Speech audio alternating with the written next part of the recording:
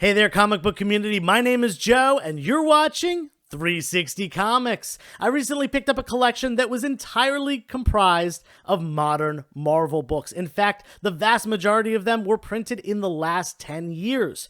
Despite being so recent, there were a lot of key issues in there, including some heavy hitters. Stick around to see what I got, and of course, we'll talk money at the end.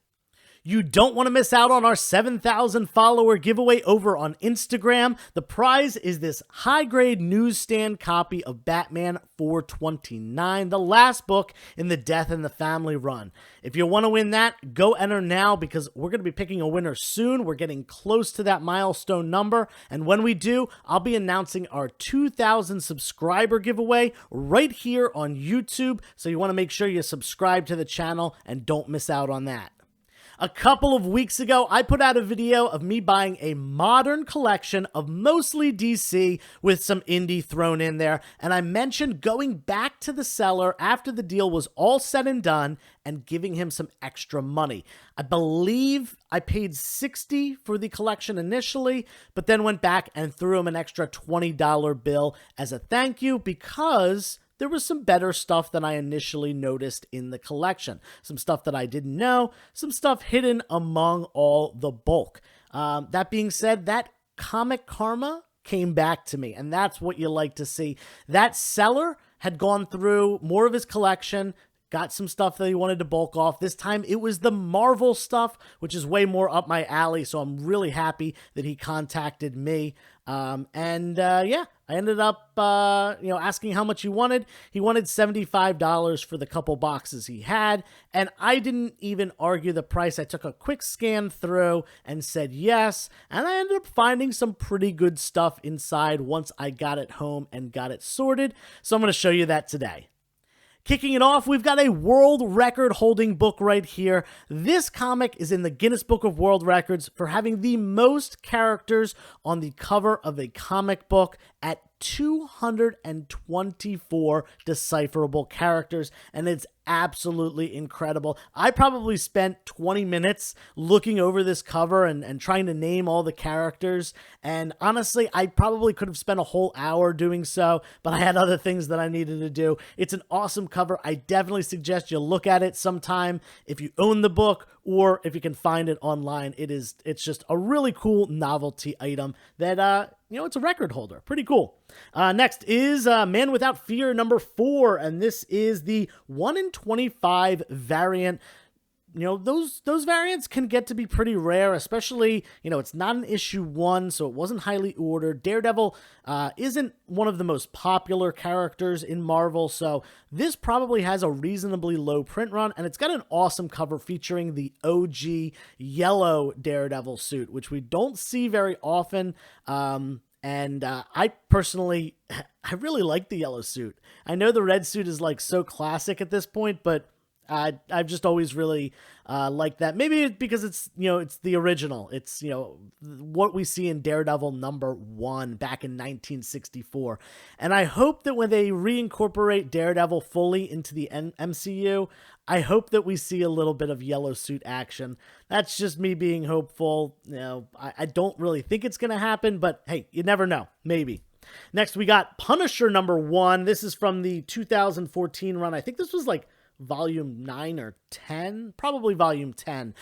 This is the second printing, and now with this this Marvel, what is it, Marvel Point Now something, all new Marvel Now, which came out in the mid 2010s. It was a massive reboot to the Marvel line, and they started at number 1 with, I think, all titles, really, at least most of them. They all pretty much have second printings that are the up here and down here, they're blue rather than being red, which is on the first printing. A lot of the blue ones are significantly more rare, so you got to look out for them, including this book. It's rarer than the first printing and is more expensive. The real big one is the Kamala Khan's first appearance and her first solo book. Those also have a second printing that are significantly more rare and significantly more expensive than that first printing. There's a lot of other ones. Edge of Spider-Verse 2 is a good example, and that one went through many, many printings, I think 5 or 6. First appearance of Spider-Gwen. Anyway, on to the next book. We've got Star Wars #1. This is a variant cover. Nothing super special here. I believe this is like a cover C or cover B, but this is when Marvel, this is volume 2. So when they took back over writing Star Wars after they reacquired it from Dark Horse, who had it during the 90s and early 2000s. Next up is Ice Cream Man presents Quarantine Comics Special. And this is a really interesting story that is probably going to remain something in comic history for a long time. Because of the shutdown during the early days of the pandemic, comics weren't being distributed. They weren't showing up in comic shops, and obviously comic shops were shut down for a while. So a lot of places were releasing comic books online, and that's what this is. This was initially online released only material that was put together. I think it was like 4 stories online that were put together in this special from Ice Cream Man. It did come out pretty early during the pandemic in paper form, and for that reason, a lot of people still weren't going to the comic shops. Some shops hadn't reopened yet, and therefore it had a pretty low print run, a pretty low buy count, and is a harder book to find. It's got a value of about $10. It's not that crazy, but it is just a cool little special pandemic-related, almost like a key. And it's got a great cover as well. A lot of people loving this Ice Cream Man run. And the fact that he has a mask on, I think that's perfect for the pandemic situation that created this book. Then we've got Death of Spider-Man, Ultimate Death of Spider-Man 160, the death of Peter Parker. This book was pretty monumental. It got a lot of people upset, mad at Brian Michael Bendis for writing this story, but it has become an absolutely monumental book in the progression of Spider-Man as a character and just in Marvel history in general. There was also a variant cover, and I thought this was the second printing, but I actually don't believe it is. I believe this is just a variant cover of the first printing of the book. And there were a bunch of variants. The one to look out for, though, has Peter Parker and his Uncle Ben kind of walking away from the reader, backs to the front of the comic. And it's like Uncle Ben greeting Peter in the afterlife and, taking him off to wherever they go. It's a really great cover. Definitely look out for that one, but that one's a lot more rare. Next is Spider-Verse #2, and it's got a couple minor first appearances, but the thing that makes this book kind of special right now is it's the first cover appearance of Spider-Punk. Spider-Punk is a character that first appeared, during the whole Spider-Verse thing, became kind of a speculation character and is now getting his own title. A lot of people thought that he was going to be in the Spider-Verse sequel movie. Very Gary has been talking about this character for a long time as far as the spec goes. And he got his own title recently. So I think it's only a matter of time till we find out that he's going to be in Across the Spider-Verse, which is the sequel to Into the Spider-Verse. First cover appearance, though, and then it's got some other minor first appearances like Captain Anarchy, I think, and there might be one more, I forget.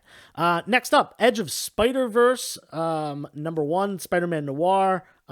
Awesome book, with this awesome cover. In fact, this might be my favorite Spider-Man Noir cover. It's very like detective-y, like Batman kind of vibes to it. And I really like that. Awesome book here. And this one's probably going to stick in the personal collection. Next is a What If book. This is What If Flash Thompson became Spider-Man. And I thought this was a really cool story. And so do a lot of other people, apparently, because this book sells for about $10 to $15. It's got a great cover featuring Flash with the mask off as Spider-Man. It's kind of an homage. I think it's an homage to, I want to say it's Amazing Spider-Man 106 or something like that, where Peter's on the wall, he's got his mask off, and a lot of people are pointing up at him. I think it is an homage to that, but I haven't looked at them side by side. Nonetheless, great book. Speaking of Spider-Man, we've got Amazing Spider-Man 658. You saw this book in the beginning of the video, and this is the first appearance of the new spider suit. I believe is the Future Foundation, if I remember correctly. Spider suit. We got like white with black trim. Awesome looking suit, but clearly it didn't stick around for very long. Next, we've got some beautiful... Whoa. I just dropped some stuff. I better take this down. We got a beautiful Alex Ross Timeless cover right here. This one featuring Iron Man, one of the most popular Marvel characters, specifically due to the MCU and his portrayal by Robert Downey Jr. This cover looks awesome, as do all of the Timeless covers, and there's a lot of people that try to collect the full set, so I'm positive that this is one that is going to be an easy one to get rid of, should someone be looking for that. Next up, there were a couple like mini-series, which was nice buying from a collector who was really a reader because a lot of stuff was complete. Nothing particularly crazy, but Wolverine, Black, White, and Blood, awesome. And I said that right. I always want to say Red, White, and Blood, but I always mispronounce it like that. But Black, White, and Blood, this cover's really cool with Mystique there. Yeah, Wolverine, Black, White, and Blood, 1 through 4. Really cool little limited series. Nothing super special there, but I got these from someone who reads comics, so a lot of the stuff was complete, and that's what you hope for in a collection. This one I found interesting. This is an Overwatch run. I am not a video game person, but as far as like popular games, I know that Overwatch is certainly one of them. Maybe not as popular as like Fortnite and stuff, but yeah, definitely a run of comics that I shouldn't have a hard time getting rid of because there's definitely an overlap between comic collectors and video gamers, and I'm kind of seeing that overlap become a lot bigger. Like the Venn diagram is becoming bigger in the middle. Those circles are colliding into each other. Just seems like a lot of people that are into video games are also into comic books, and maybe it's because of the recent popularity of grading video games, and that goes along with grading comic books, and that's something that's really emerged a lot more prominently in the last few years. I don't know. Those are just my 2 cents. And then there was a Captain Phasma little 4-issue miniseries. I thought this was cool. I'm a big Star Wars fan, and this is a character that like seems so cool, but really wasn't fleshed out in the movies. So I'm glad, this limited series tried to, capture that character a little bit more and do some development. Next, we're on to the big books, the bigger ones, the more expensive ones. This is kind of the stuff that's like maybe $20 and up. Everything in there, decent stuff, but kind of in that like maybe $5 to $15 range. First up, we got Darth Vader #1, and this is the first appearance of I forgot the name, Z67, I want to say, or Z65. It's a droid that is kind of like Darth Vader's assistant. And it's also Darth Vader #1. This isn't the volume with Dr. Aphra. This is later on, I believe. Is this volume 2 or 3? I forget. But it's not that volume 1 that has Dr. Aphra in it. But nonetheless, great Darth Vader cover. And actually, a lot of this run was in there. I've got it over here. There's some cool books in here. Nothing super expensive, not as expensive as this, but we got some Padme covers, which are, people really like those. And then there was some variant covers. This one is awesome, featuring Emperor Palpatine. So a lot of that run was in there, but this is really the book you want to look for. Next, another ASM book featuring a cool Spidey suit. This is 656, the first appearance of the Mk2 Spider Armor. You might remember that my last giveaway was a Web of Spider-Man #100. That is the first appearance of the Mk1 Spider Armor, which was a bulletproof metal armor. This armor kind of was an advance on that, and it's more flexible. It's made out of a material that is not as rigid as metal, and it's still, as you can see on the cover, deflects bullets and looks freaking awesome. But again, not a suit that stuck around for very long. Not nonetheless, this book sells for like $30 in high grade. So I was happy to see that in there. This one, I'm going to need some help with this one because I could not find this anywhere online. It's Dark Avengers, but it's Dark Avengers 1, but it's a reprint of some sort. I think it probably came with a toy. Usually the ones that say not for resale at the bottom, they come with the Marvel Legends toys or something else, or they're a promotional item. I could not find any of these online. Maybe I wasn't looking in the right space. So if you know anything about this book, leave it in the comments down below. Nonetheless, Dark Avengers 1, the regular printing sells for about $30. So I can't imagine this being much more or much less than that, unless it's like really rare or something. But I seriously doubt it is. Nonetheless, yeah, let me know in the comment below. Great looking book, though. Next, we got Spider-Gwen, Volume 1, Issue 1, the first solo Spider-Gwen title, and it's got this phenomenal, like, almost like a kind of stained glass background, tie-dye-ish, really, really cool looking cover. It's got some negative space going on there, and I really like this character. I can't wait to see more of her, and this is definitely, one of the really great key issues you can pick up if you're a Spider-Gwen fan. Next, we got Edge of Spider-Verse number 5. Now, you've seen some Edge of Spider-Verse books and some Spider-Gwen stuff. There was no Edge of Spider-Verse 2. The seller actually owned a copy at one point, but had already sold it off. So, hey, it is what it is. This number 5, though, is the first appearance of Penny Parker, who is featured in the Spider-Man... what's it called? Into the Spider-Verse, the first movie, and I would assume she'll be returning in Across the Spider-Verse, the second of the animated Spider-Verse films. Got an awesome cover. It's got some Japanese writing up at the top, kind of showing a little connection to that character. And this book has sold for an upwards of $40 recently. So really happy to have that one in there. Not sure what I'm going to do with this one. It might be gradably good. Might have to send it in. Otherwise, it's tough. Is this something I want to keep in the personal collection? Is this something I want to let go? It's tough. There's so much Spider-Man stuff out there. You can't collect all of it, but I am a big Spidey fan, so this one's going to take some time. Now, this last book is awesome. I am very excited to get this because I've actually never come across this book before, despite it not being that old. This is a what-if book. And it's a what if Peter Parker became the Punisher, and tell me this art isn't absolutely fantastic. An homage to Punisher number 1, the first book of Punisher's first ever solo series, his 5-issue miniseries, originally with art by Mike Zeck. And Mike Zeck is just an all-time great as far as comic book art goes. Really original style that you can pick out anywhere, and this book captured that very well, and it's got kind of like a Spider Punisher vibe. I have not read this, but what I would assume is just as Frank Castle lost his family, Peter Parker, over losing Uncle Ben, is hell-bent on revenge and wants to become this vigilante type character, and is willing to do so no matter who he hurts, using violence a little bit more than he typically would. And you can see him on the front. Definitely not something we normally see of Spider-Man, him wielding guns here. But great book, awesome little what if key issue, and I would love to see this in season 2 of What If, which we apparently are getting on Disney Plus at some point. I hope they kind of go the route of expanding it a little bit more to different characters, because I don't remember seeing much Spider-Man. But hey, awesome book here. So let's talk about kind of what I paid.